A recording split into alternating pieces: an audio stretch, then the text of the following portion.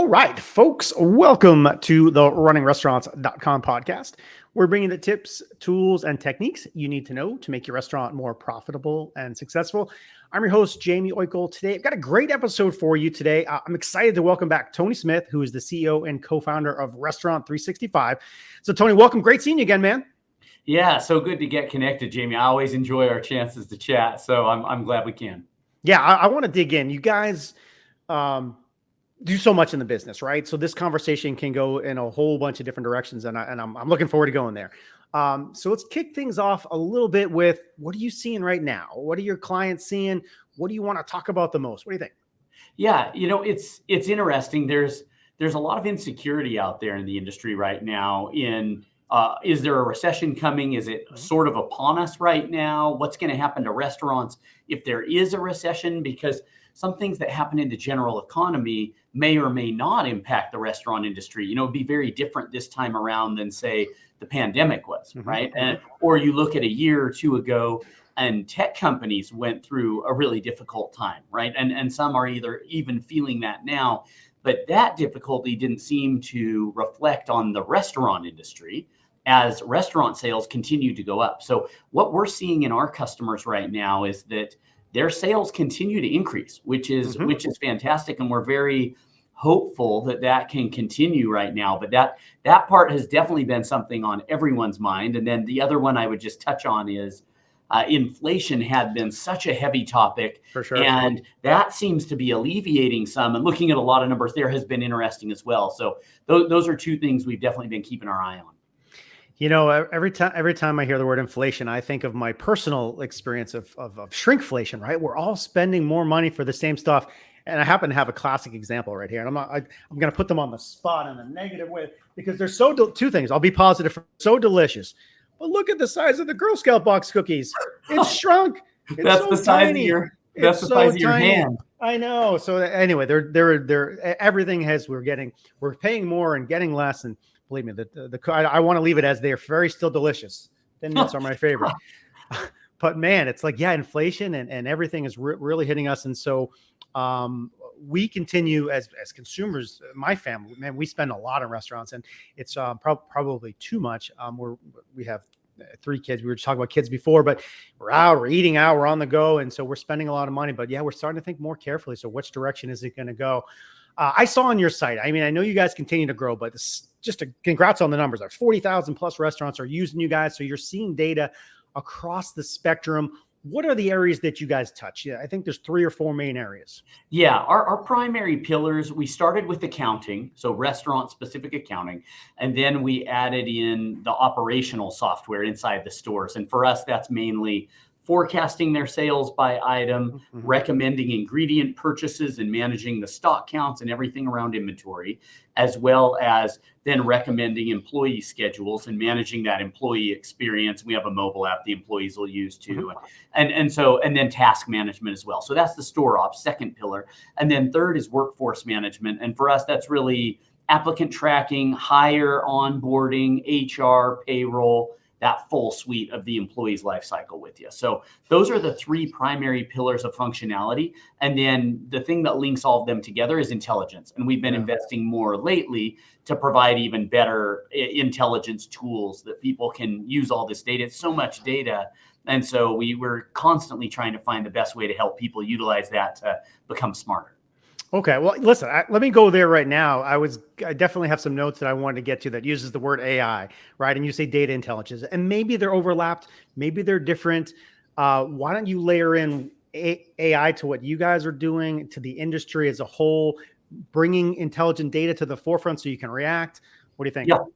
Yeah, it's interesting. When you look at AI, there's so many applications in all aspects of our life, right? Like outside of the restaurant industry, you could look at AI as, in 10 years from now, are we all going to have an AI best friend that's a companion, that's on our phone, that talks to us, that books our vacations for us?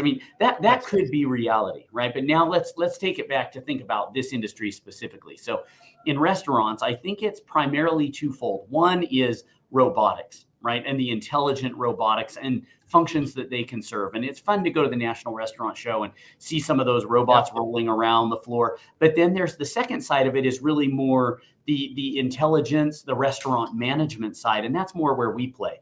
And so the type of AI that you can have there, or machine learning, right, is pumping in these large data sets and then being able to see things, for example, like a more accurate sales forecast, right? You can imagine with all of the data points you have that something that can more intelligently crunch those numbers is going to get more and more accurate at forecasting. Another one is even just performing some of your, let's say, accounting functions, like things people don't like to do, like getting invoices into a system. How much more accurate can AI make us in ingesting these invoices and automating some of those manual functions that no one wants to do anyways, right? And so those are some of the functions that I think AI is directly applicable. I think it'll also be useful in training your employees. Restaurant industry has so much turnover, and I think there's an opportunity there for AI to build out some of these trainings and recommend or serve things up to the employees in the moment that they're looking for it. So those are a few applications. Yeah, it's as they say, it is coming, right? It's not if, and it's when. So to keep plugging those changes in, I want to stay in the area where you talked about the administrative stuff, the stuff that people don't necessarily like to do, but takes a lot of time. There was something on your website that I wrote down is give managers time back to focus on what matters most, which is guest experience and things of that nature, taking that time away. So your system does a lot of that, and probably more and more over time has gone, taking away those administrative hassles. Is that kind of the secret sauce that gets people hooked to what you do, just giving that time back? What do you think? Yeah, one of the early things that our system did, one of the best compliments we got early on was we started using Restaurant365 and grew from 6 restaurants to 20 and didn't add any overhead staff because the system was doing so much of that for us. And so that's something from the beginning. This is over a decade ago that we've been trying to achieve. And so, yeah, as time has gone on, as we've extended the system to the other modules I was telling you about, now we're trying to give that same time back to other types of users, like the restaurant managers in the store, and having them be able to have a smarter system that's recommending things so that they're making more of the human decisions and then giving more of the human element. And a system can do a lot of the repeated processing for them.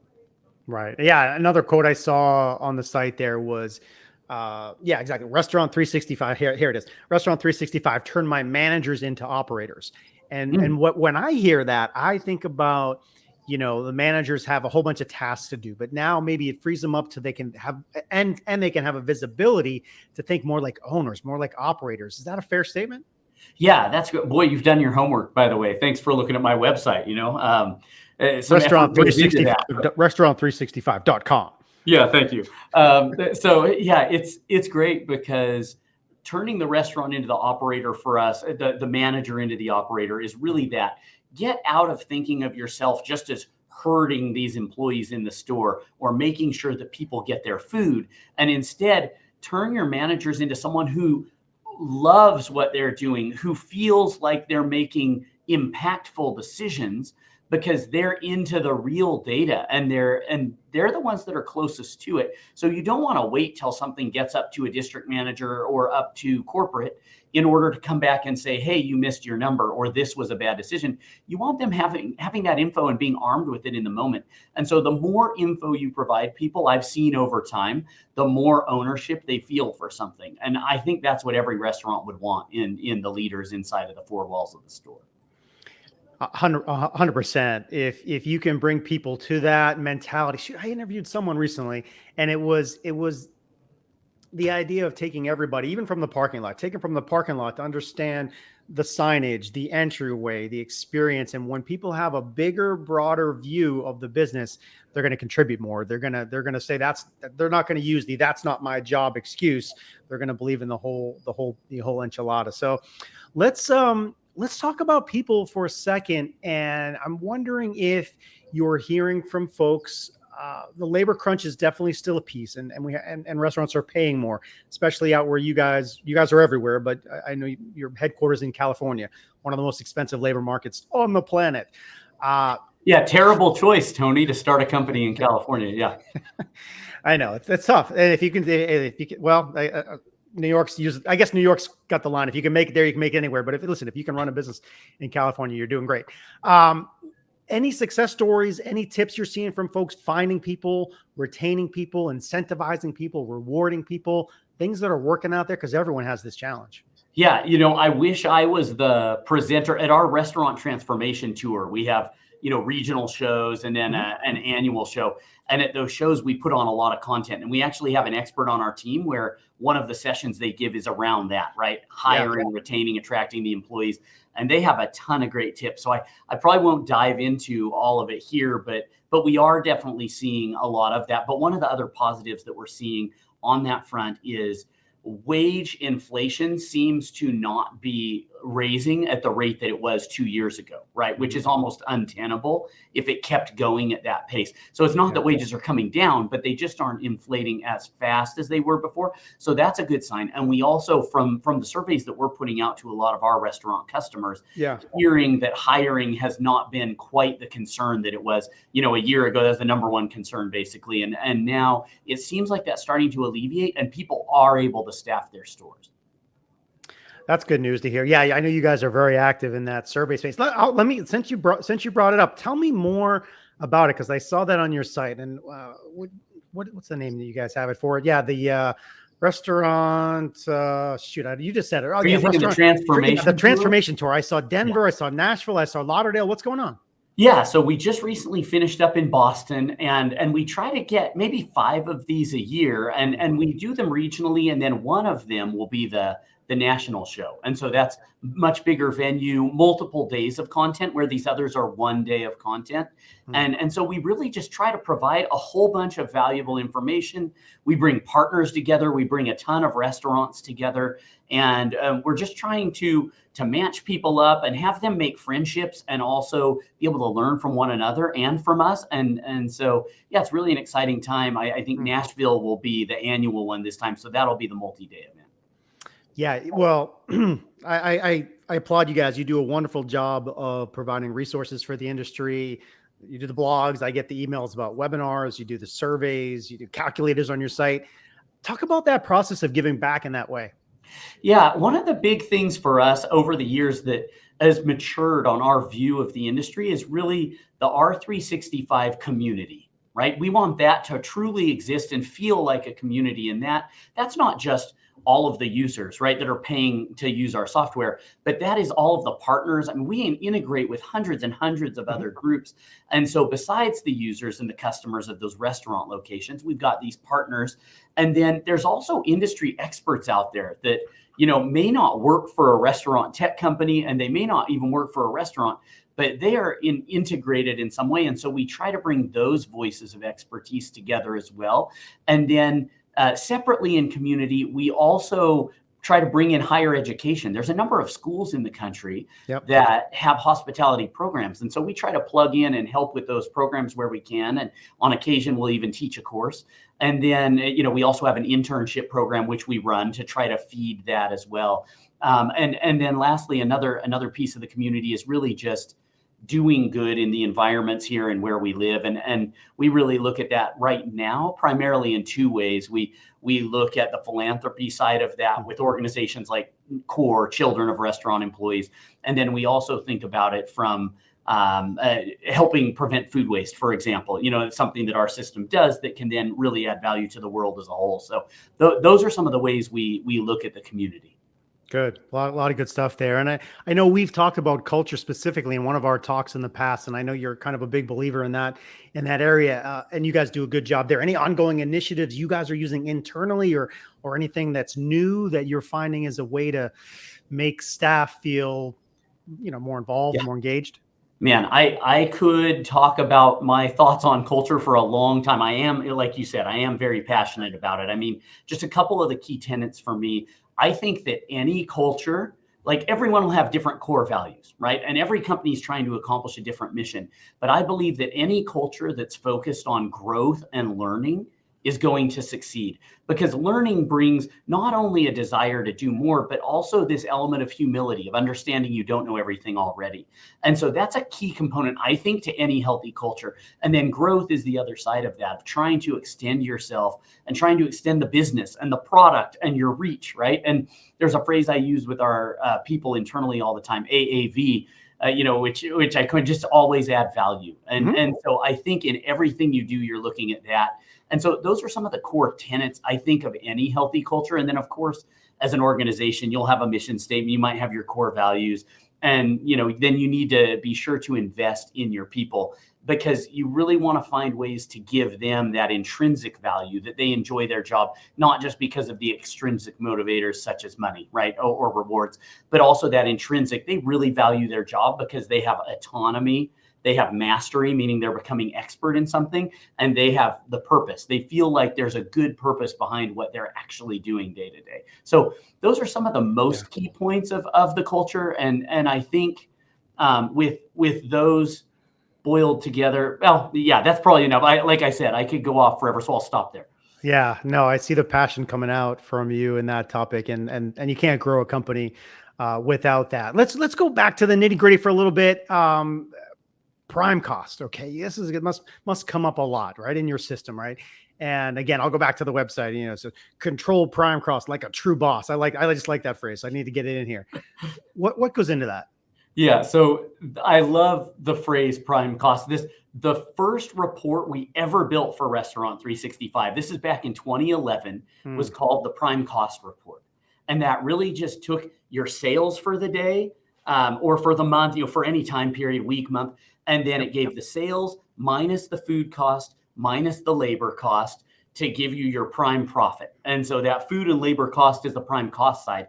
And then everything we built initially around the system was to enable them to control those two primary costs, because that was what was the most controllable to the manager. Avoiding waste, ordering the right amount on time, the sales side of it, driving enough, having enough on hand so that you aren't running out. The labor side, of course, controlling the employee and labor schedules efficiently. And so controlling that was number one. And that report really grew out to be a profit and loss statement of the restaurant, where then below that prime profit line, then you go to rent and utilities and all of the other types of costs that you have and get to the full profit and loss report. But yeah, that prime cost portion of the profit and loss report is something we've been passionate about from the beginning. And I think one place that's really demonstrated is that is the profit and loss report, where you get that prime cost, is still the number one report run in Restaurant365. I like to say every 3 seconds somewhere around the country, a profit and loss report is running out of Restaurant365. So you can tell I'm not the only one passionate about it, but I do love it. That's funny. Every 3 seconds. The next question a lot of people ask, and the answer is there's a wide range. But if someone were to say, hey, Tony, I'm in the pizza space, I'm in the steak space, what should my prime cost be? And I know it depends. Do you give folks a range these days, a target? You have something in mind? One thing that we're actually working on right now is stronger benchmarking, because we do have so much information where we could see things regionally and even by restaurant type, right? Like you said, like by pizza, by burgers. And so you would be able to compare it more. We aren't serving up a ton of those benchmarks today, but that is something that we have all of the information to be able to provide. And so we're seriously looking at that this year. Okay, good. Oh, speaking of this year, what's coming next? You guys continue to integrate and more stuff into your suite. You don't have to say if it's a secret. Anything else coming down the pike that that you want to let folks know about? Yeah, one of the newest offerings we've just recently released is tip automation. And so being able to help people with tips. And I think throughout the year, without me naming too many names on specific products, you'll see us continue to expand our workforce management suite, right? That's where tips fit. And so you'll see us continue to expand that. Now, something that's unique to us compared to a lot of companies out there is that we have both full payroll and workforce, but then we also have the full store ops. And so a lot of these pieces that we release actually overlap and they touch both sides of that, right? And so you'll see us try to do more of those products that help both store operations and workforce together. And so that's some of what we're doing. And then also we've been investing heavily still in our intelligence product. Like I mentioned, the business intelligence, really trying to come out and make better use of the data and the benchmarking, and even feed some of that into machine learning so that it can get a lot smarter. Okay, cool. I hit a lot of the notes that I wanted to hit. Anything I didn't touch on that you want to bring up? Any other business wisdom? Sometimes I know I've asked you for book recommendations in the past. Anything else on your mind? Yeah, man. I better not start pontificating enough. But I am always reading books, always trying to learn. what I've been on a kick lately. You'll have to hit me up later when I'm all done with this kick, and then maybe I will have boiled it down to 5 statements. Right now, I have like a million thoughts, but it's been around decision making. How can we make the best decisions? As you think about AI coming, and maybe computers are going to do some more things for us, and especially some more of the mundane things, I started to think about, what really makes us human, right? And part of that is the decisions that we make and how we think through everything and how it impacts our world and how it impacts the people around us. And so I've been reading a number of books. The most recent one was called Decisive, but I've read Decisive, The Paradox of Choice, Thinking in Bets. And by the time I'm done with this, I want to compile it up to see what are ways that we should think about how we can be decisive and can really make use of the technologies coming, but also take advantage of this human nature that we have, because we don't want to lose that and hand everything over to a computer at some point 15 years from now, right? And so anyways, that's one thing I've been thinking about lately. And then the other one, just leadership wise, as our company continues to grow, I love the evolution there and seeing things grow and change.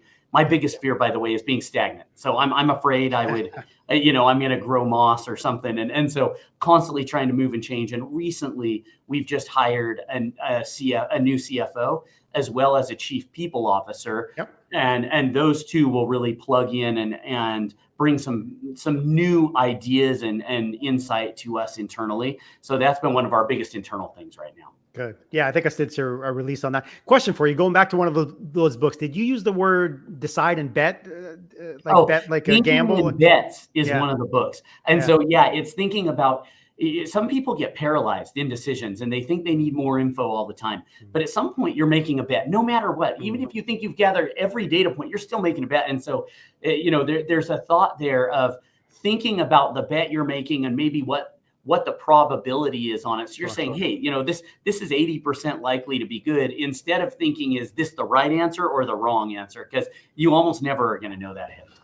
There's a book that you'll like, Algorithms to Live By. Okay, I'll check that out. Yeah, I'll write that down. Brian Christian is one of the authors. Algorithms to Live By. You'll appreciate. Okay, I'll check that one. You'll definitely appreciate that one. So, all right, resources on the website. Send them to the website. Any social channels? Anything else you want to wrap up with? No, I think that's great. I mean, everyone go to that website, come to our restaurant transformation tours. The more, the merrier. It makes it better. It's more ideas flowing. And Jaime, just such a pleasure. I really appreciate you having me on. I always like talking with you, Tony. Appreciate it. So good stuff. Folks, Tony Smith, Restaurant365. You can find them on the web, restaurant365.com. Easy to find there. For more great restaurant marketing and service, people, tech tips, stay tuned to us here at runningrestaurants.com. In the meantime, do us a favor, hit the like button, subscribe, give us some feedback wherever you're listening to it. That stuff really helps us. We appreciate it. We will see you next time. Thanks, Tony. Yep. Thank you.